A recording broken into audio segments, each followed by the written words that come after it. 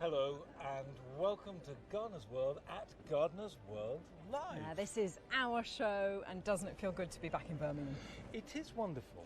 And I was trying to think what makes this show special, because it isn't like any other show, is it? Yeah, there's something about the atmosphere here. It is very friendly. Everyone coming up and saying hello, which I love. I was sort of trying to work it out, and whilst all the other shows are marvellous in their own way, they to me feel like performances, and when we go along, we go as spectators. When people come here, you come as participants. Everybody makes this happen. Yes. And I think that is the difference. That's true. It's collaborative, isn't it? Yeah, and I mean, goodness knows, there's enough to see here. It's you know, there are loads of gardens and beautiful plants. Have you been in the floral marquee? Not yet. Oh, it's wonderful. Absolutely filled with beautiful plants. And of course, this is a shopping show. And of course, you will have been shopping. I may have already been shopping, yes. Well, I think if you can, you should come along. And if you can't, sit back and we will bring the show to you over the next hour. On tonight's programme, we join Frances in the midst of building her very first show garden, which is here at Gardener's World Live, and see the landscape that has inspired it. These canals are green veins that bring life right into the centre of the city, and it's that combination that I want to recreate for the garden. Penstemon will improve any garden, and we travel to Worcestershire to visit a nursery who are preparing their Penstemon collection for the show. Everyone should have at least one penstemon in their garden. They are absolutely stunning. The flower, you can go from tiny little flowers to great big blousy ones, different heights, and they are perennial, and they're just amazing. And we meet a gardener whose journey into horticulture has transformed his life. Once I got started, I literally I couldn't get enough of it. Cut flowers to herbal tea, I absolutely love it.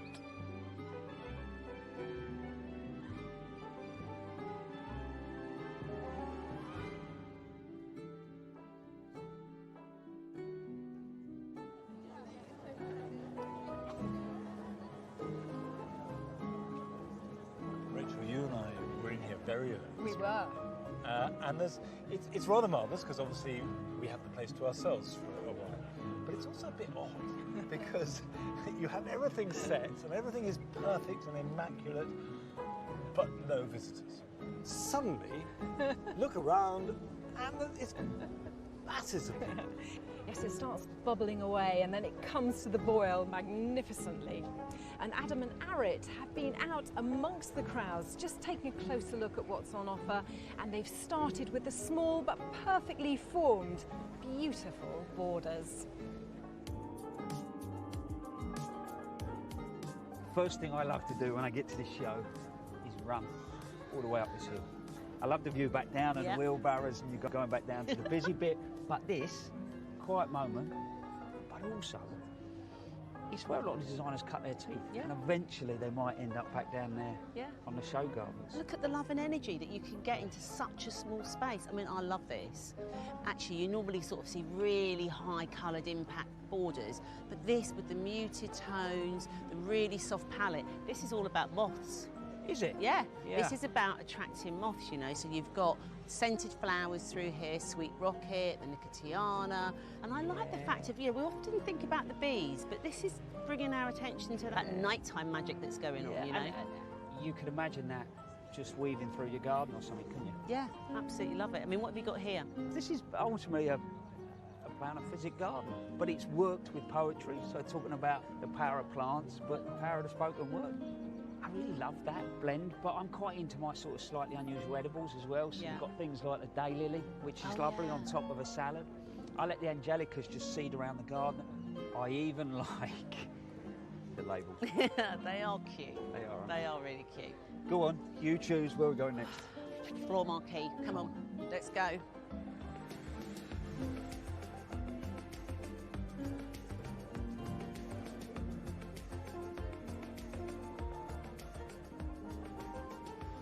This is a plant that I absolutely love. Baptisia, and there's loads more varieties now.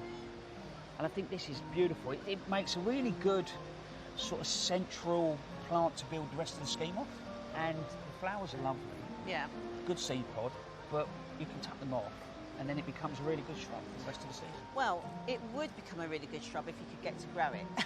Oh, right. Because I put it in a garden, Yeah. it just didn't get going. They can look a little bit straggly Yeah, when you yeah. first, but so I've sort of grown them on to a root border, you know, like that, sort of across, and then put lots of organic matter in and really got them going. But you know what I love? Look at the way it's repeated along there. So you've got chocolate chip there. And that is I think this is pink truffles. pink truffle. Yeah, yeah. So slightly different colouring flower, same foliage. No, it's gorgeous. I mean, and I have to say, I love that glaucous kind of, yeah, that leaf's good. So now I just need to know I've got to get them in bigger. Bigger, grow 'em bigger, organic matter, you'll be away. You can take one Always learning with you, Mr. Frost. on. Come on.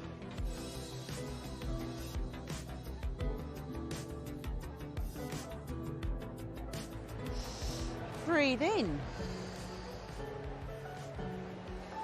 I'll be really honest. Go on. I feel like I walked into a department store, you know, when the perfume hits you in the face. They're lovely to look at, but on top of that, I just find it quite heavy. They are heady. I'm not going to lie, but I want you to smell this one. This is Lilium Nymph. Right. Okay. Actually, it smells a little bit more like quite a nice hand cream. It smells quite mellow. Yeah. It's not at all got those heady notes, and I just thought that might just be one that you might want to give a whirl. Mrs. Frost might I like think that. she might well.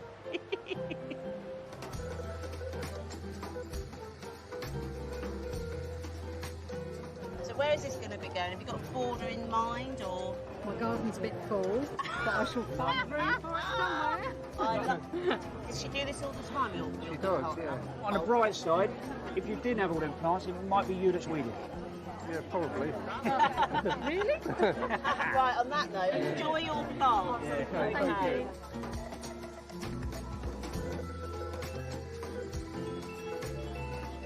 And of course, it wouldn't be a show without show gardens. It certainly wouldn't. This is quite lovely because it just stops you. Well, this is the Nurture Through Nature garden, you see, so right. you've clearly tuned into that straight away. Which makes sense. Yeah. And I quite like the use of materials, and then the bleached hedging just gives you that bit of privacy. Yeah, doesn't it does. And of course, because you've got the clear stems, the Yeah. border then is massively on show, isn't it? Even the colouring with a formium. Yeah, there's a simplicity about it, isn't it? It is, the colour palette's muted, that's that carrying on that calm feel as well. This garden has been designed to think about every space, Yeah. which is why I need to take you further round. Because right. Go on. there is always more. You see? Look at that. Living wall. I know, and it is stunning. I mean, when you look closely, they're just pockets, aren't they? Yeah. So you could change the plants to suit the conditions. Yeah, absolutely. I mean, I love the idea of that, if you've got a sunny spot. Imagine that being full of herbs. Yeah. Talking about herbs, I'm creating my new veggie garden. Right, yes. I've got to show you something. Come on. Okay, come on. okay. Honestly, you wait till you see this.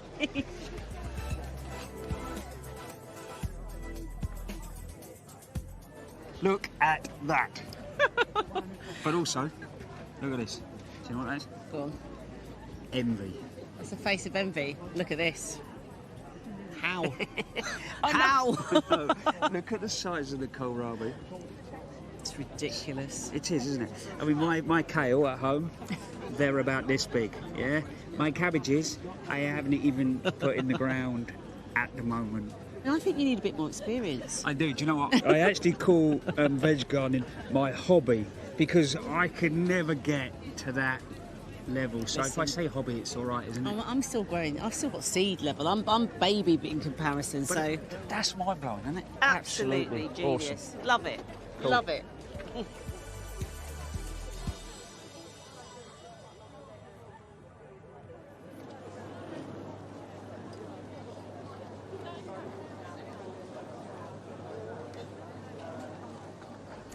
This is the Memories of Mountains garden designed by Jonathan King, and it has the most lovely, cool, lush feeling to it.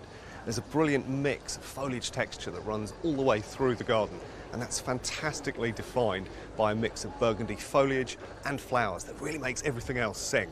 There's a real star shrub for me in here. This is Nandina domestica. It's great for a small garden and it's constantly doing something. It's either in flower or in berry, and despite the fact that it's evergreen, it even takes on brilliant autumn colour. Now, at this year's show, there's a real range of gardens, from vegetable growing all the way through to the glamour of a natural swimming pond. And our own Francis has even created a show garden. Like so many gardens this year, it's a little bit different and personal. And we caught up with Francis as she started preparing for the show. It's less than 2 weeks to go for Gardeners'World Live, and I have a mixed feeling of excitement and also pure terror. But I'm just on my way to Birmingham with a van full of plants to start planting my very first show garden. But before I get there, I want to give you an idea of the inspiration behind my garden.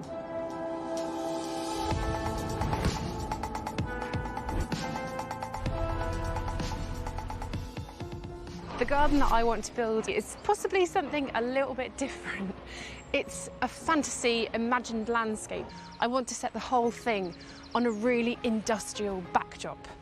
The idea is using old, reclaimed materials from this beautiful heritage that we have all around us, and all against this essentially kitchen garden filled with edibles and useful plants, and also a haven for wildlife. It's a way of reimagining our urban spaces that so badly need it and turning them into something that's great for us and great for all the creatures that share these spaces with us, even against the odds.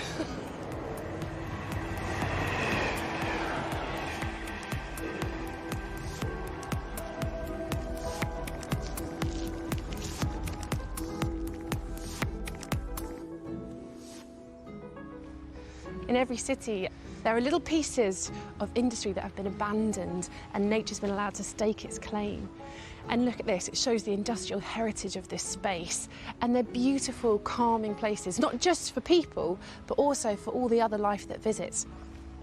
These canals are green veins that bring life right into the centre of the city. And it's that combination that I want to recreate for the garden.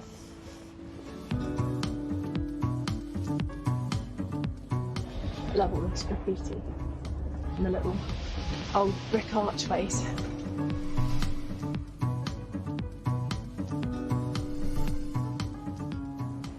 I love the way all this valerian and buddleia is all growing through the brickwork. So cool.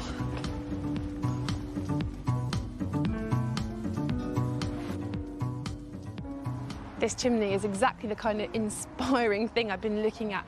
It's imposing and it's huge and it's almost a little bit menacing, that kind of architecture towering above you.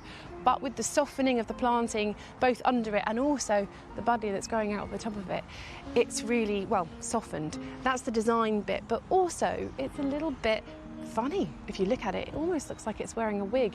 That brings in that humour and that humanity to the space that I so badly want. And actually, just standing here, I can see all along the canal's edge, this is St John's wort, I think. The way to tell if it's true St John's wort, Hypericum perforatum, is if you hold the leaves up to the sun and see tiny holes in them, perforations, and that is that one. That's the medicinal one, so you can use it as a muscular rub to help with aches and pains.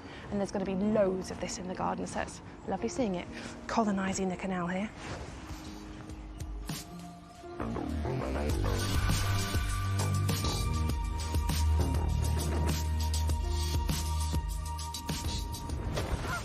There's plants that are regenerating along the bank here, the umbels and the irises. It's so beautiful, and in turn brings in insects, wildlife and birds. Look at these little geese, a bit grumpy. Come on, Roo, let's step back. But it's just amazing. And that regeneration of urban space is something I find incredibly hopeful and joyful. And it's that feeling, that hope, that I want to bring to the garden. So fingers crossed. Come on, Roo.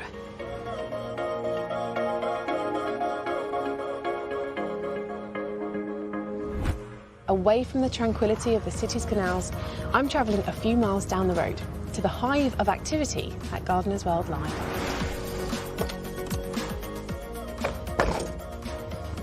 here we are. This is the garden.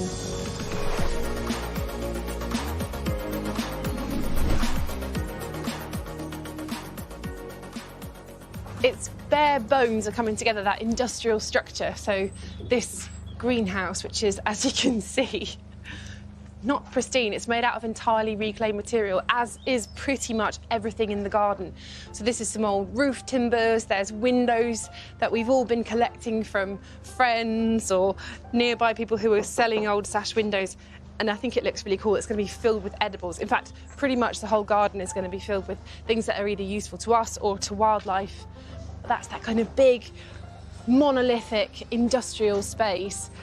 It's a bit of a ruin, but it's also really cool with the corrugated tin on the outside, and again, old timbers. And people, when they're coming around this space, because they'll be able to walk through this garden, will be able to look in here and see it as a working shed. Just a slightly kooky, very tall one. This apple tree is here with the steps so that you could stand up there and harvest all the fruit when it matures. And all the hedging and all the trees are native. So there's hazels, there's aspens, alders. And then to maximise biodiversity, we are putting in water as well. So all these old sinks are going to be sunk into the ground, and it's going to be one big wildlife pool with wildflower meadow and lawn next to it. But you can see there's a lot of plant areas. There's masses of plants to go in here, which is probably what I should get on with doing now.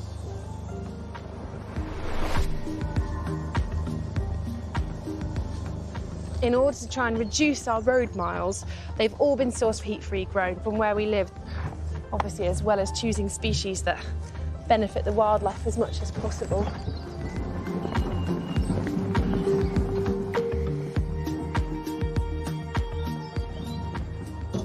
This front edge is the sunniest part of the garden, so it's going to be filled with plants that like being in the sun, and that includes lots of aromatic, herby type plants.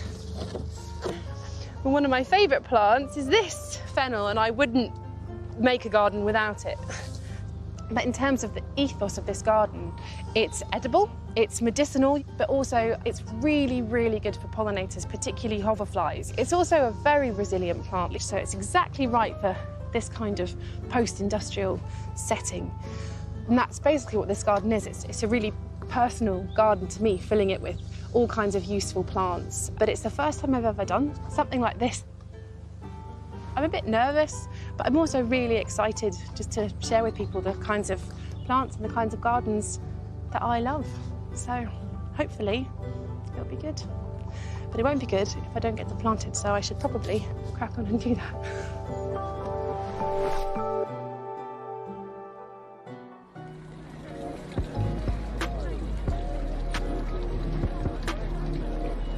Frances, the planting, you made it. I did it. You did it. You did it. And not only did you do it, you've done it fantastically. It looks absolutely brilliant. Please tell me you've lost some of those nerves that you had. Yeah, before it all started, I was like not really sleeping very well and kept thinking, oh no, I'm going to do a show garden, and then waking up and that was real. But now it's done, I'm just really pleased with it. You should be. I just want to get in there. Okay. Oh, yeah. Follow me. Right, good.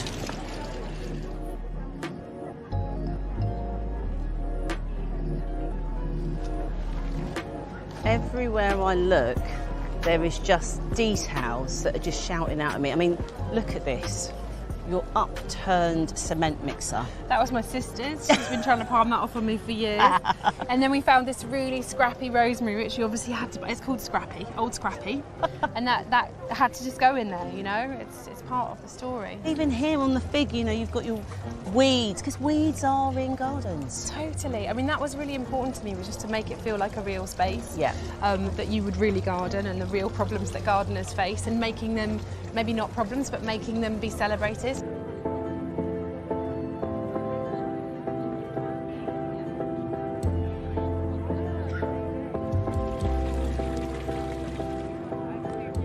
Here it is. This greenhouse is somewhere I want to be. I spent a whole day in here setting it and potting things up and planting up. Oh, I loved it. Have you seen my loofah? Oh my gosh, Monty's, Check out Monty that. seen that? I don't know if he's seen it. I don't know, he might have envy. This is a monolithic shed. This is a shed. This is a two-storey extravaganza of a shed. I love it inside. It's got an upstairs and a downstairs. I love the fact that the fox and cubs are going to come and self-seeded down here. That just looks really cool. This is the ethos though. This is like, it looks almost like it's something growing up, but this is a kiwi. It's an actinidia, and there's another one there because you need two to cross-pollinate and get fruit. So it's like, it's all edibles, Yes, you know? yeah. That's what I love. Over here, you know, the colour palette that you've got, they look fantastic against all of this rust and browns within the garden. So, you know, the palette has been considered, hasn't it? Yeah, and for me it was slightly pushing me out of my comfort zone because my natural colour is green. I just love things filled with texture and green. So thinking about accent colours like the Monarda and how that works against the rust. And then this, I mean, inspired Frances. I love that. In my head, it was all going to be on a level. But then when we laid them out and they were all different heights, it just looked so much more interesting. I love this. And having water is so important for biodiversity, so that was really crucial to me that we featured ponds as well. Now, this is a fabulous garden full of plants. Is it going to go to somewhere else after the show? Yes, it's going to a food bank charity in Coventry where all these edibles can be grown. You so deserve the platinum and best in show. This is your first garden and you smashed it. I'm so proud. I'm so overwhelmed, I have to say, actually. Be proud and get yourself a well-deserved drink. I will.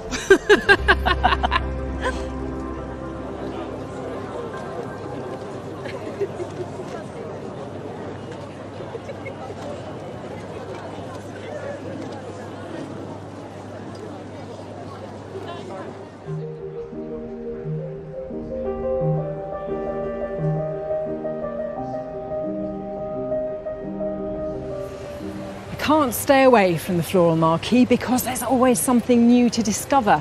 And here on the Hillview Hardy Plants display, there's a real cracker. I've spotted this. It's an Ixia called Eos. Wonderful sort of peachy, very subtle colours.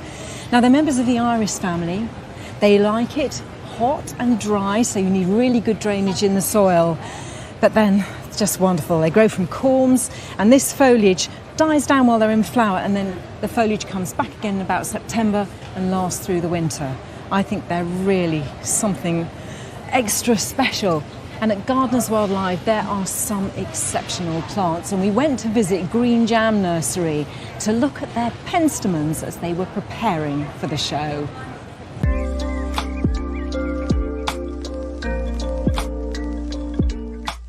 Everyone should have at least one penstemon in their garden. They are absolutely stunning. The flower, you can go from tiny little flowers to great big blousy ones, different heights, and they are perennial, and they're just amazing. My name's Julia Mitchell, and I grow over 250 different varieties of penstemon. Quite a few of the pension ones are starting, so Just Jane, lots of bud, good old Firebird and Garnet starting to show flower now. And obviously lots of the little species which always start earlier than the big hybrid varieties. Sort of started in 1992. I was a student at Pershore College in my final year, and a friend and I got together. We spoke to the head of horticulture at the college, and he said, well, we're trying to get a national penstemon collection together. Why don't you get involved in that and do a stand-up movement? And so that's how I got introduced to them. And then as soon as they started flowering, realised how beautiful they were. They look really delicate, they're not. And then in 2008, when we started the nursery, we started helping at Pershore College with their national collection, and that's how the sort of love was born, and it became a massive specialism for us here.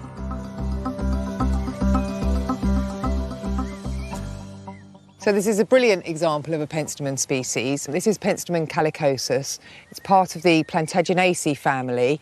Foxgloves are in the same family, and snapdragons, the antirhinums. So they have an opposite pair of leaves and flowers that open up on the stem.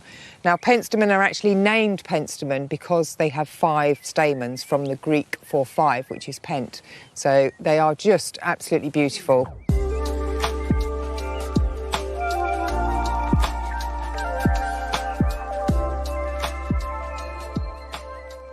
So I also love these pinifolius type Another different type of species, really low growing, 4 to 6 inches, beautiful little red flowers on this one. They have this needle-like foliage, and all of these will turn into flower spikes, so they're absolutely amazing. And I can't wait to see how this one turns out. It's got a very interesting name. Oh, I'm just not sure how to pronounce it. Obviously it's Latin, so you should pronounce it how it's seen. So it's Whippleanus, Whippleanus, Whippleanus, Whippleanus. No idea. Penstemon are really easy to grow once they're in the garden. We have a very simple do's and don'ts that we recommend for people. The most important thing with penstemon, well, there's 2 fundamental things. Don't plant them in heavy wet soil. If you do have heavy wet soil, then you can improve it by adding organic matter or some grit. The other thing, really important, is don't cut them back until spring. Wait until the new shoots are 3 to 4 inches long, which is generally April or May. The reason that you don't cut them back until spring is because it gives the roots something to do in winter. So penstemon are fully hardy. All of the hybrids that we've got, we've had down to -12. So it's not the temperature that kills them, it's the cold and the wet. So if you cut the top of the plant off, you're just leaving the roots to rot in the soil when you get into the winter. So leaving that structure, it helps protect the crown, it gives the roots something to do, they're still taking water up, and you're pretty much guaranteed to be able to overwinter them if you don't cut them back until spring. So at the nursery, we keep all of our penstemon in pots for 2 reasons, really. One is for stock, and also, obviously, we use them for shows and we use them as show plants. However, they are much happier if they're actually in the ground. And they don't like to be too crowded when they're in a border. So most penstemon will grow to about 1 foot, 1.5 foot in width, so give them some space. Don't cram them into a little hole surrounded by other things, and just allow the top of the plant to grow and allow the sunlight to be able to get to where the blooms are going to be at the top of the plant as well.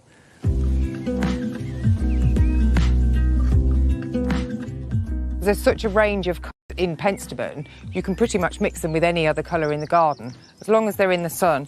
I mean, one little thing that we were just thinking about maybe for the show is Mexican fleabane. It's an erigeron, but the stem on this and the flowers as they're going over, I mean, perfectly matches the Anderkanan Friedrich Hahn, also known as garnet. And just, you know, if you put that around the base of that plant, contrasting foliage, you've got a bit of reddening in this foliage as well, and it just picks up the tones of that colour perfectly. I mean, another one that I like to combine is I like to combine actually silver foliage, which we use quite a lot on our displays, with really dark flowered penstemon. So this one's blackbird, but there's lots of other beautiful deep flowered penstemon that combine really well with the silver. Grasses look fantastic with penstemon. You can use them all summer. Obviously, you've got flower on them in the autumn, and we also use trees in our displays. Firstly, maybe because they've got contrasting foliage, it may be that we use Elaeagnus quicksilver, and that looks beautiful with the penstemon. But also, you want a bit of height on the stand at Gardeners'World Live.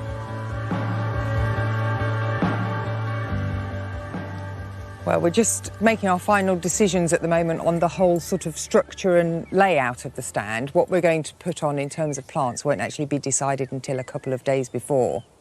We're slightly in the lap of the gods and the weather as to what exact varieties we're going to put on. But we're just pulling everything out at the moment that we think might possibly go on. My husband, Adam, was actually my hairdresser originally. I asked him out for a drink many years ago, and now he's turned to a different side and now does horticulture and helps me out at the shows. I'm convinced he only married me because he doesn't have to dye my hair, because I'm a natural blonde and he hates dyeing hair. Loves cutting it, though. Don't make me all fluffy. Stop it, they better not.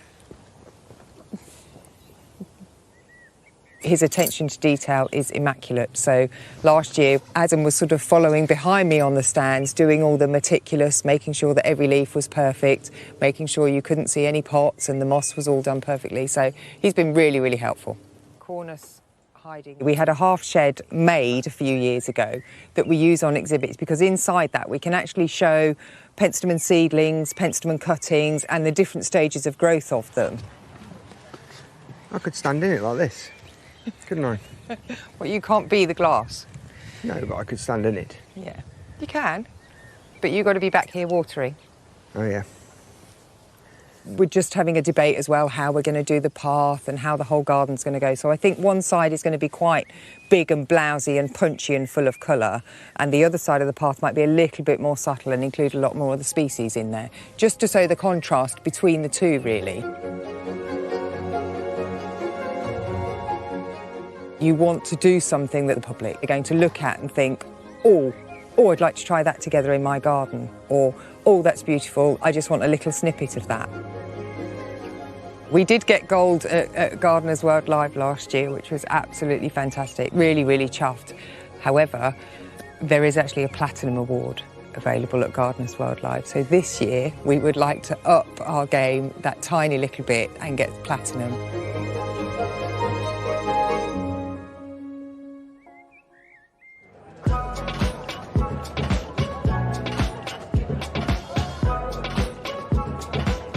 Julia, your stand looks absolutely fantastic. You've made it and you've got a gold. Thank you, we're really pleased. I love the way you've approached the stand. It's nice to see that mix compared to so many sort of single species displays. You've really mixed it up with other herbaceous plants. I think it gives people so many different ideas. Thank you, and it's nice to bring out the colour of the penstemon using the perennials to make them pop. Exactly, Make exactly. the penstemon pop. And I guess that's how people will use them in their gardens Yeah, as well. yeah, we try to make it look natural and how you would do a garden.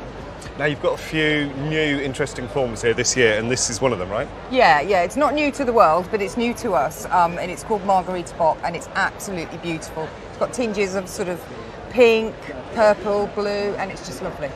I think it's fantastic. I mean, it's truly multi-tonal. I can see about 5 different colours just in that single flower. And it's a shorter plant? Yeah, they get to about a foot, maybe 18 inches. These are a bit shorter because it's early season. So as we go through the season, they will get a little bit taller. And it's earlier flowering than some of the other red and pink varieties as well.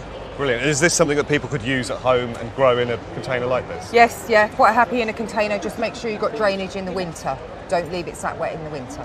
Fantastic. Well done. It's a brilliant display and the show garden is great. Thank you very much. Thank you.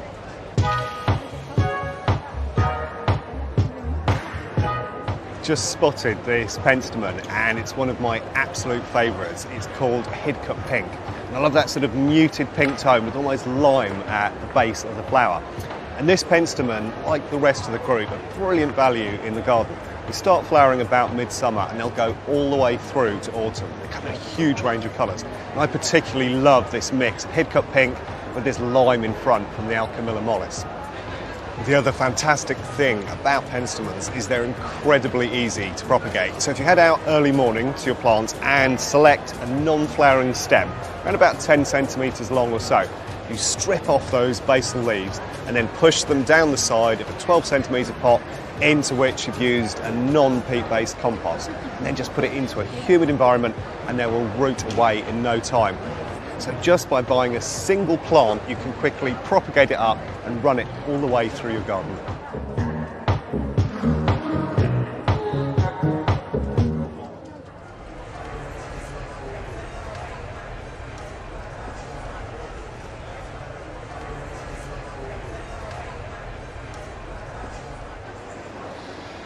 This is a very busy show with masses to inform and inspire you. And still to come, we have Adam looking at some of the simpler ideas on display here that can have a big impact in your garden. Whether you've got a weekend, an afternoon, or even a couple of hours, I'm sure I can find you something to do. We meet a young gardener who's been making a big impression on the flower show scene, but who particularly loves Gardeners'World Live because it's his local show. It's always something that, you know, you can look around and it's something, if I've never seen it before, I'm really interested in. I always want to ask a lot of questions. And Nick will be looking at some of those plants that you can keep as part of your garden for a lifetime. I'm talking about the likes of shrubs, perennials and climbers, and I'm off to find a few.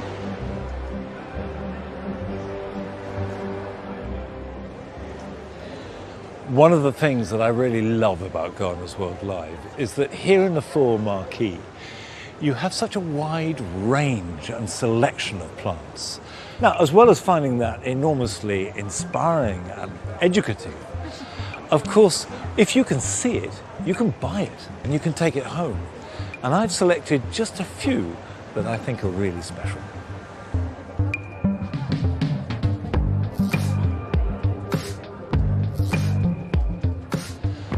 Now this is Jeff's fuchsias, and it challenges every idea of what a fuchsia might or even should be in your mind if you're used to the normal voluptuous pink and magenta and purple flowers. I need my glasses for most of these because as you start to look in, you see these flowers which are just tiny, tiny little diamond-like jewels, but completely fuchsia-like. So, for example, you have Brian Breary here, which has wonderful copper stems, which you can cut back and will grow, actually, Jeff tells me, quite vigorously, grow to about 4 foot tall. And what is extraordinary about this one, this is a species fuchsia, procumbens. It has blue pollen, and you can see a kind of blue haze over it. And then at the end here is a fuchsia that looks as though it's an intruder. Doesn't look like all the others. Great big leaves, almost lilac-type flowers, but this is a fuchsia, Fuchsia arborescens. The leaves don't look like a fuchsia's leaves. The flowers don't really look like a fuchsia's flowers, but it's wonderful, and I think I've got to have it.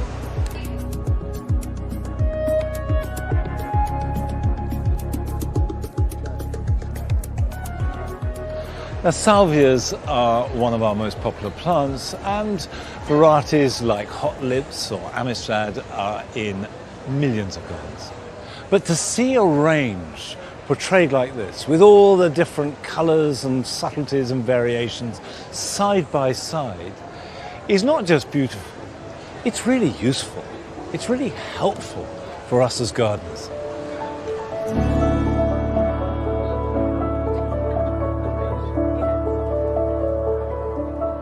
Now, Foster's Unusual and Exotic Plants is very aptly named. You have this extraordinary display of plants in shapes and forms that you couldn't conceive of. For example, this to me looks as though it belongs underwater in a coral bed, not growing above ground. But there's really hard information too. Take a very familiar garden plant. Now, if I was to tell you that this and this spiky affair with the flowers growing straight out of it, as well as this seeming bundle of sticks, were all euphorbias, you might be surprised. But of course the euphorbia family is huge, and our familiar gardens euphorbias are just one small part of it. Most of them are desert plants. And this echeveria, now I grow echeverias, but I've never seen anything as beautiful as that. And that is what is incredible about this show. You see plants that you didn't know about. And that expands your knowledge and your love of gardening.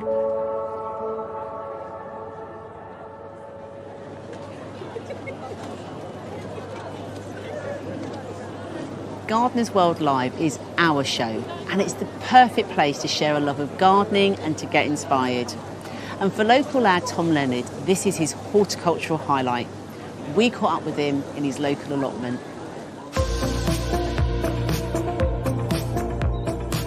It all began when I was 21. I used to pass the allotments on the train on the way to work in Birmingham. I'd just gone through a breakup, and basically I just walked up to the allotment sites and was like, can I get an allotment? Like, how does this work? And I got a pair of gardening gloves and just started, really. I would definitely admit there was a lot of kind of angry digging and also possibly a little bit of like, I was watering the plants with my tears. But, you know, at the end of the day, like, it got me to where I am. Once I got started, I literally just, I couldn't get enough of it. I kind of started showing it on Instagram because I wanted to show people that I was somebody who'd never done gardening before, and I kind of found it interesting, and I thought other people might find it interesting too, because I'm not what the kind of stereotypical gardener looks like. I really wanted to influence people to get into horticulture as well. I mean, it can be so beneficial and so healing and just so amazing for your own mental well-being that it's something that I really feel like we need to kind of talk about.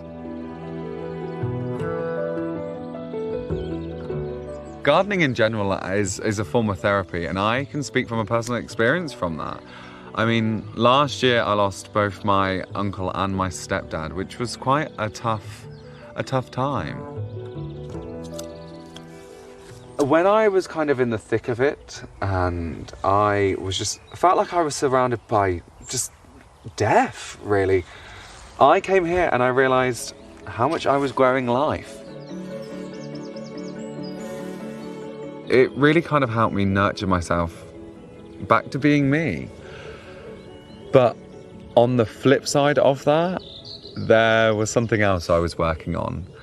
It allowed me to kind of be someone else for a while when I wasn't very good at being myself. And that's that I was practicing to become a drag queen. Because of the pandemic, we couldn't go anywhere. I couldn't start performing on stage. So I was like, why don't I use my gardening Instagram and my allotment as a backdrop for my drag, and just to post online and make people laugh and just show, you know, a drag queen in full glam at the garden centre. And it wasn't until I was posting a picture of me in the garden centre that things kind of changed a little bit. That's where Daisy, the drag queen gardener, was born. I rocked up to a flower show in full drag and people went mad for it. I thought it was absolutely brilliant. Especially today, where I don't think anyone ever expected a kind of someone who's a gardener who's also a drag queen. People didn't know where to look, and yes, there are definitely people that give me a bit of a funny look, but if you've got a problem with a colourful drag queen, I don't think you should be at a colourful flower show, darling. It's all about adding sass to your grass and adding couture to your manure, you know? My mom, oh my God, she's so supportive. I mean, in the beginning, I think she was a bit intrigued, to say the least, about what I was doing, but as time has gone on, she is my biggest supporter. Right. I was more surprised at the gardening than I was at Daisy. At first I thought it would be a novelty, but he's just constantly, it's all about gardening. And the bees, always the bees. Daisy is an amazing person. It's another side of Tom, and his personality just glows out, and people love him. I think it's absolutely amazing, you know, I couldn't be any prouder. And he's my rock, and he always has been. And we've always both been there for each other. But she does inherit my long legs. Oh, I've always been an entertainer, darling, since the moment I was born. Honestly, I think I came out doing jazz hands. I can't say that on Gardeners'World, can I? Well, my neighbours have reacted in a really lovely way on the allotment, and they've all been quite accepting. I mean, there's been a few curious looks from some of the old boys. I think at one point someone thought I was part of the WI, and someone got told off because they said a member of the WI was on somebody else's allotment, but actually it was me in drag. But yeah, it's been quite a fun experience, to say the least.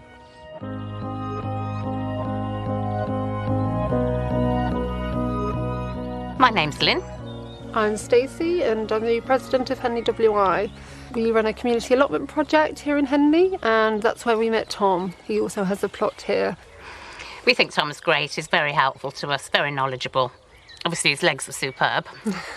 Just such an advocate for gardening, so positive, so keen to get others involved. And Daisy definitely brings that into gardening. You know, this is something for us all. And we look forward to Daisy starring at one of our meetings very soon.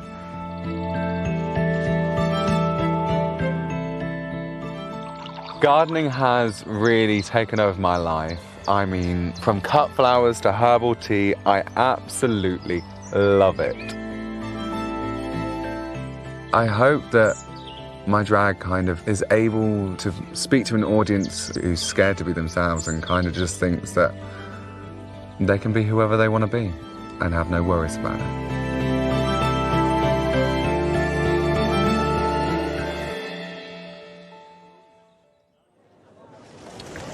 Tom, I just found your allotment absolutely inspiring to look at. But this is also your local garden show, isn't it? I have been coming here for a few years now. It's actually one of my favourite places to come to check out the plants and see what's new around, really.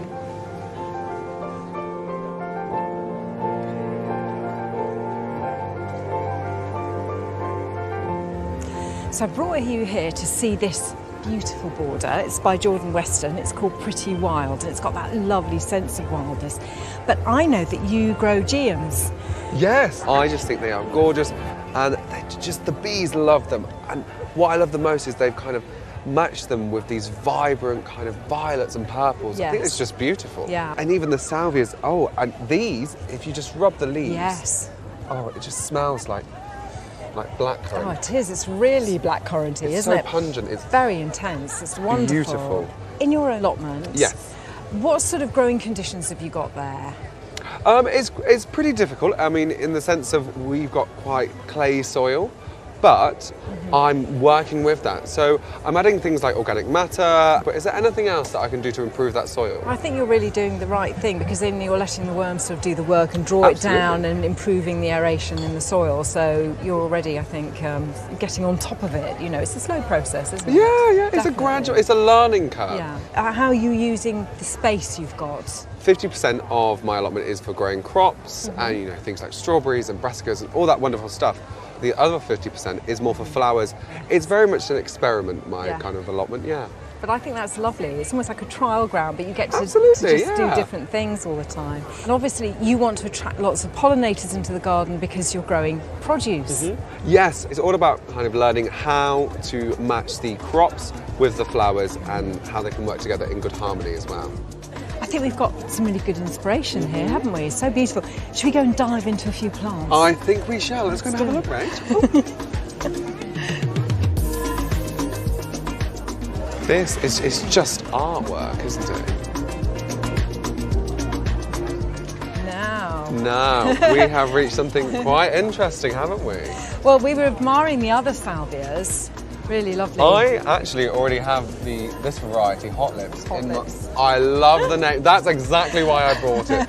It's a fabulous name for a plant. I was a bit worried putting it into my allotment with the clay soil, but full sun, and we're working on the drainage. It's doing really well.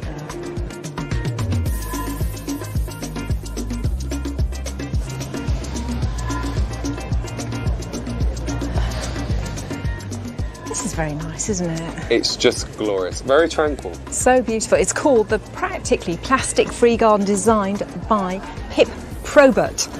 Whew. What a tongue twister, yeah. Completely. Where are you on yellow? Because it can be a very divisive colour for gardeners, but it's beautiful here, isn't it? I actually really like it. I mean, why not add such a vibrant yellow into your growing space?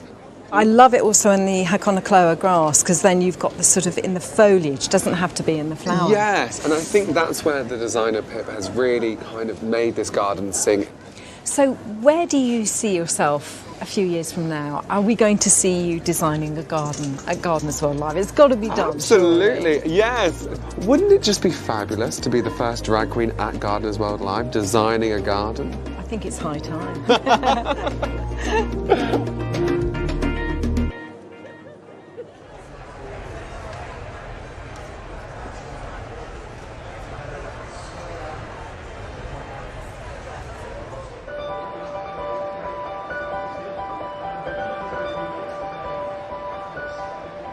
Coming to a show like this allows you to get hold of something that lasts for years and years in your garden. I'm talking about the likes of shrubs, perennials and climbers, and I'm off to find a few.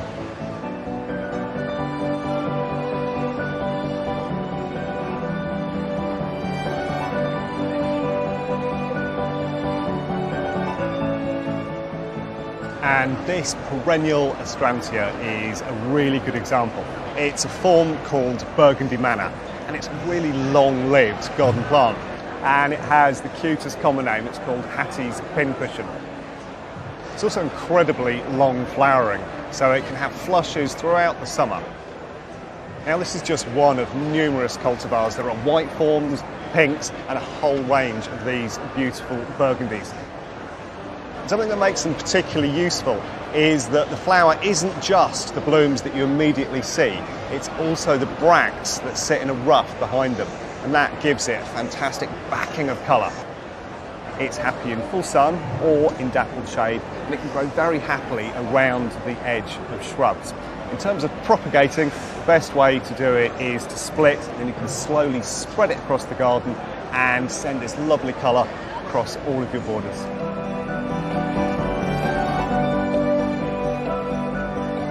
Just spotted this fantastic Clematis Sea Breeze, and this is a particularly brilliant Viticella form of Clematis. It'll survive in sort of 30 plus years in your garden. It's also very long flowered, so from midsummer all the way through into autumn, it'll keep blooming for you.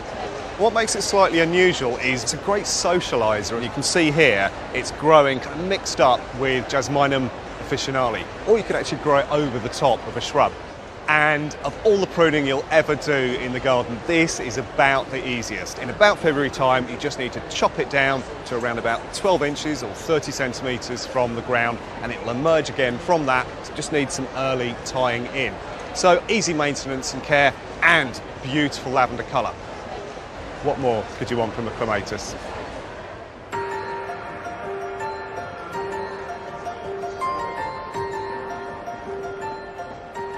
Paul, you've been growing fantastic hydrangeas at Cook's Garden Centre for years, and I always think of them as one of the sort of real long-term garden plants, but actually when it comes to flowering, they can run for months and months, right? Yeah, for sure. I mean, with these new varieties that we've got, particularly the Magical series and the series we've got here today, the Rembrandt series, what we've got is a transition of flower colour as well, Nick. They start off with Rembrandt Verde there, which is completely green, and that will go pink, and it will go white and pink. And here we've got hydrangea Rembrandt Rosso Glory, which starts green, turns into shades of red, and goes really vibrant red. And so you've got flower colour up to 4 months or more, which is incredible. And of course, beyond their performance in the garden, they can make brilliant cut flowers as well, right? Certainly the macrophyllias or the mop heads make great cut flowers. A couple of tips on that: select your flower or bloom, trim it to about 30 to 40 centimetres. Always make sure you cut above a leaf node. Once you've cut it and take it away, make sure you recut the stem at a very sharp angle.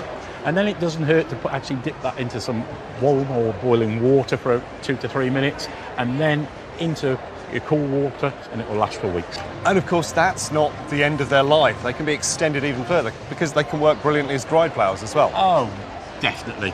Here's a little tip. Once you get to like late August time, touch your flower head, and if it rustles, it's ready to be harvested. And strange enough, even though you're going to dry it, put it into a vase of water.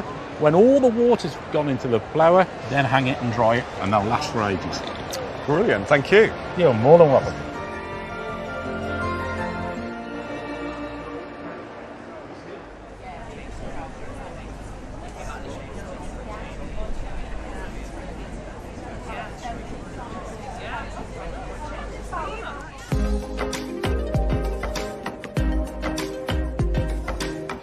One of the things that I love about this show is the amount of ideas you can take home and use in your own garden.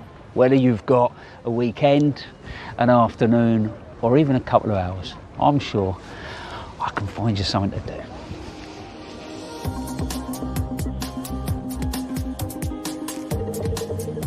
We are in Francis's garden, and it is an absolute delight. But look at that. Stunning, isn't it? It just stopped me in my tracks. We talk about bug hotels. There's 2 of these, and they're more like palaces. And you wouldn't think necessarily you could create that over a weekend, but I think you could. You might have an old shelving unit in the back of the garage you don't use anymore. Bring it out, put it against the wall, or snug it into a hedge. Then take the kids or take the dog out for a walk and start collecting the old seed pods, snail shells. That starts the memory and the conversation. You bring it home and you have fun. After that, look, habitat for a huge array of insects. They provide food for the birds. So why not have a go?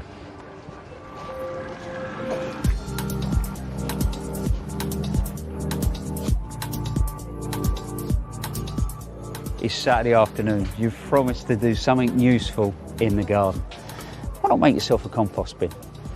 I'm here on the garden organic garden.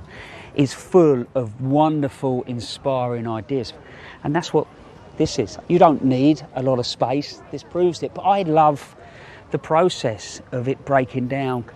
It might take me a couple of years to get to that place where I've created wonderful, organic, fibrous matter that I can use in the garden.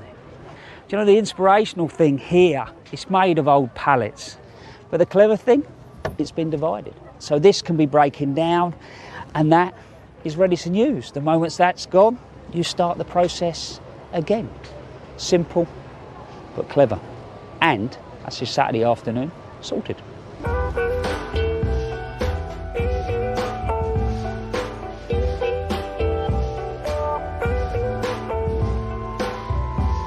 I've come down to Grundy's farm. Yes, this is inspired by the Archers, and I've always fancied having a pint with Eddie. And this garden itself is a little...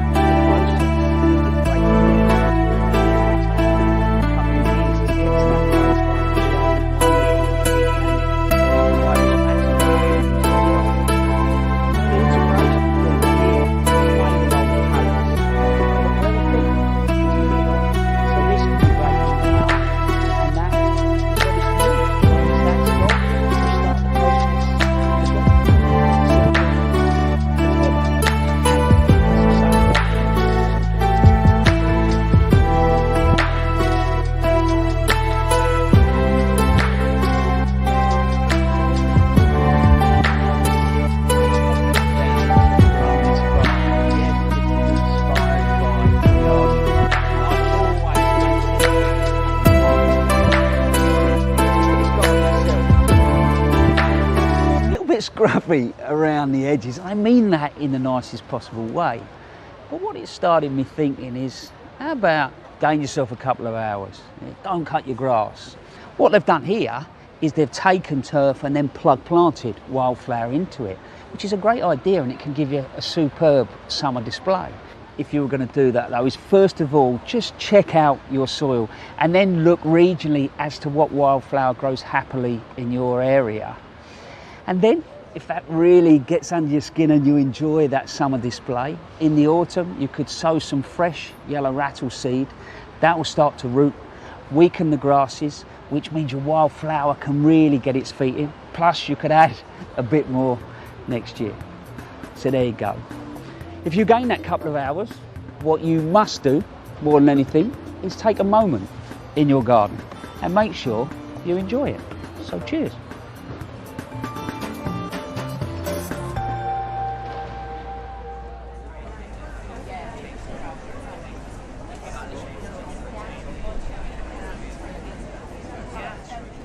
Well, you are looking very comfortable, I must say. Well, I'm feeling quite comfortable. I'm poised slightly on one cheek, but just taking a little breather because there's so much to see here. It's been busy. It has been really busy. A lot to take in one day, definitely. But I have to say, I would have come just to see Francis's garden because that is the one thing that's given me most pleasure. We didn't know what we were going to find, and it's superb. It's stunning. It's so wonderful, and what I love is that you really see Francis in that garden. She's put herself into it. It's a labour of love. Just wonderful. And it represents an energy that you get at this show, and I think is coming through horticulture generally, a younger generation coming through, lots of ideas, lots of skills, but also a commitment to a kind of nurturing of the environment, of ecology, of every aspect that gardening can encompass, that I find refreshing and invigorating. Yeah, I think that's so true. It's something you're really picking up from everybody. You know, all gardeners now want to be part of that bigger thing, you know, sort of doing their bit. In fact, if you buy plants here at the show, there's a scheme where you can go and swap the plastic pot for a cardboard one, so you don't add to your plastic mountain back at home. I think it's a brilliant idea. Common sense. I mean, I suspect you'll be going back to the floral marquee, won't you? I might. I think there's time for one last visit. Yeah, well, I'm afraid that we've run out of time here. But I will be back at Longmeadow as usual next week. And if you can get here to the show, it's open tomorrow and Sunday. Do come along. There's so much to see. But from us, it's goodbye. Bye-bye. Gardening at Longmeadow, the BBC book, is available now. Driving on Mars, Professor Brian Cox at Mission Control, searching for life 200 million miles away. Extraordinary stuff, next on BBC Two.